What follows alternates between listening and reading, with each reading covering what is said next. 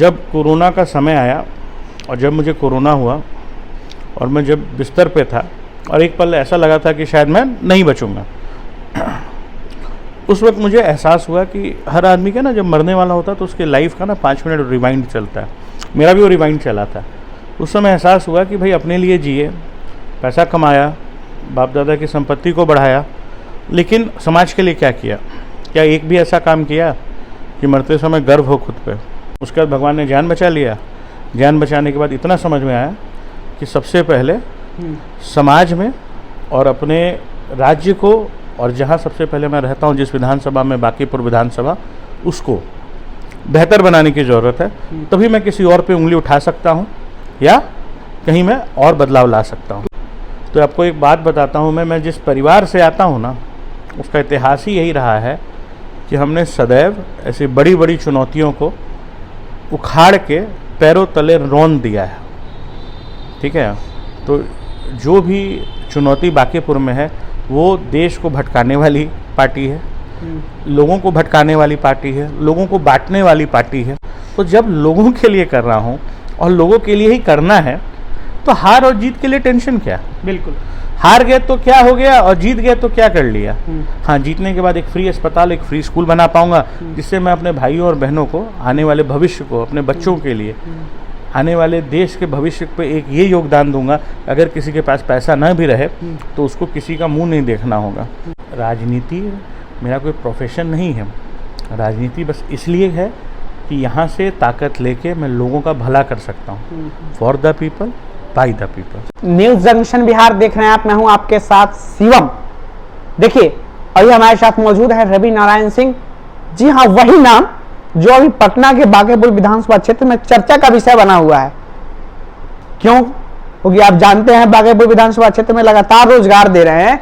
जब इस समय बेरोजगारी का ग्राफ इतना धीरे धीरे बढ़ रहा है, उस समय में एक आदमी जो MBA IIM से किया हो, बिट्स पिलानी से बीटेक किया हो, वो व्यक्ति अपने प्रोफेशन से हट के इतने बेहतरीन पैकेज को छोड़ के जब राजनीति में कदम रखता है और युवाओं के लिए बेहतर कार्य करता है, ये बड़ी बात होती है। और बांकीपुर से चुनाव लड़ने वाले हैं, 3 बार से विधायक है नितिन नवीन, उनके लिए बड़ी चुनौती हो सकती है। क्योंकि आज के दौर में रोजगार बहुत महत्वपूर्ण, युवाओं के लिए बहुत महत्वपूर्ण एक ऐसा माध्यम है जिससे युवा सीधा कनेक्ट होते हैं। आपको जानकारी होगा कि युवा जिस पार्टी, जिस संगठन या जिस नेता के साथ होते हैं वो बहुत मजबूती से चुनाव में एंट्री करते हैं। तो सबसे पहले स्वागत है आपका रवि जी। नमस्कार आपके सारे दर्शकों को। आज इनसे बात होगी बांकीपुर विधानसभा चुनाव पर। लगातार रोजगार दे रहे हैं आप, जैसा आपके व्यक्तित्व के बारे में लोग जानते हैं। बिट्स पिलानी से आप कंप्यूटर साइंस से आप बीटेक किए, फिर IIM से MBA आपने किया, लाखों के पैकेज पे आप काम किए, लेकिन तमाम उस प्रोफेशन को छोड़ के, बिजनेस सेक्टर को छोड़ के आप इस सेक्टर में हैं। क्या आपका मेन मोटिव है इस सेक्टर में आने का?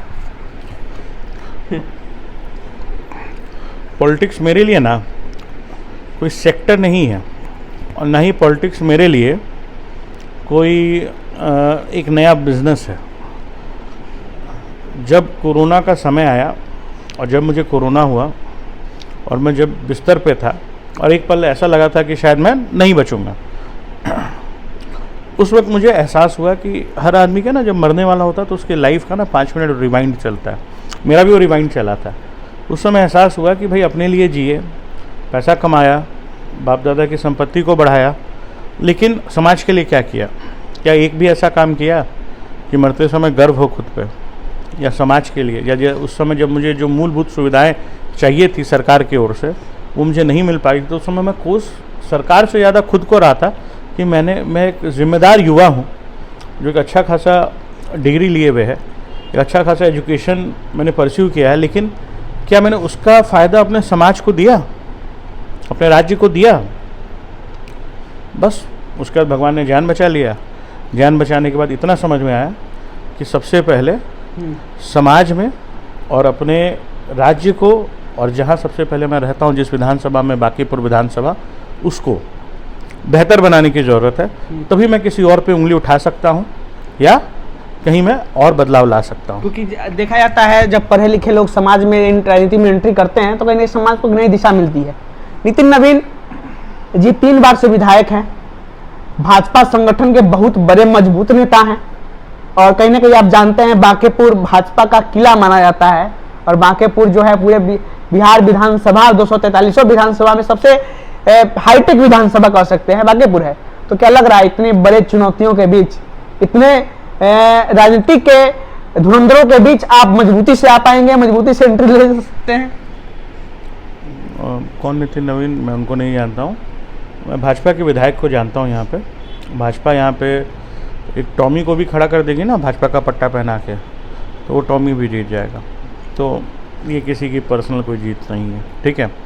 और जहाँ तक सवाल रहा ये कहने का कि राजनीतिक धुरंधर, तो आपको एक बात बताता हूँ। मैं जिस परिवार से आता हूँ ना, उसका इतिहास ही यही रहा है कि हमने सदैव ऐसी बड़ी बड़ी चुनौतियों को उखाड़ के पैरों तले रौंद दिया है, ठीक है।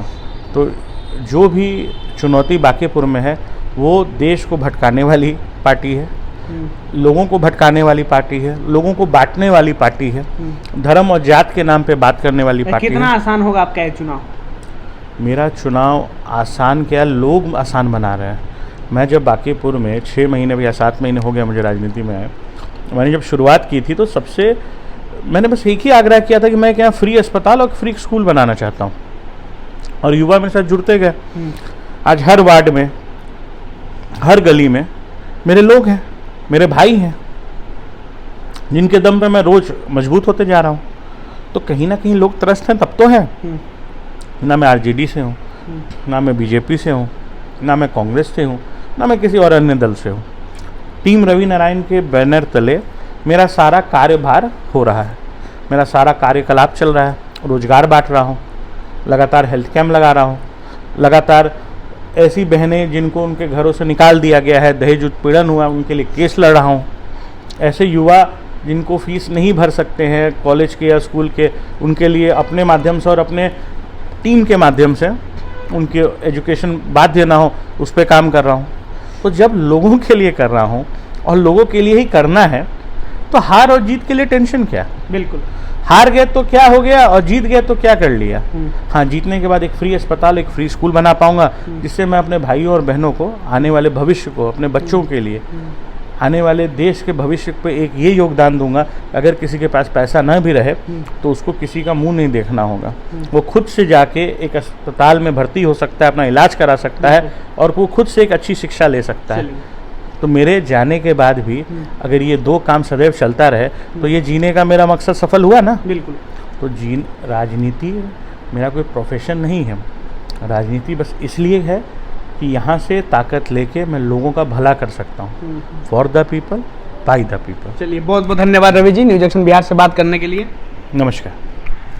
रवि नारायण सिंह थे हमारे साथ। आपको जानकारी होगा इनके विषय में, मैंने शुरू में ही बताया, लाखों की जॉब छोड़ कर आए, IIM से MBA किया, लेकिन एक जनता के प्रति वो जो लगाव था और जनता के हित में जो कार्य करने का जो एक भीतर से, एक अंदर से जो एक विजन था, उसको बरकरार करने के लिए राजनीति में एंट्री लिए हैं। खैर, कितना आसान होगा इनके लिए चुनाव या नितिन नवीन जी के लिए चुनाव, अब 25 में पता चलेगा। खैर, वीडियो कैसा लगा कमेंट बॉक्स में अपनी प्रतिक्रिया जरूर दीजिएगा। कैमरामैन निखिल के साथ मैं शिवम, बहुत बहुत धन्यवाद।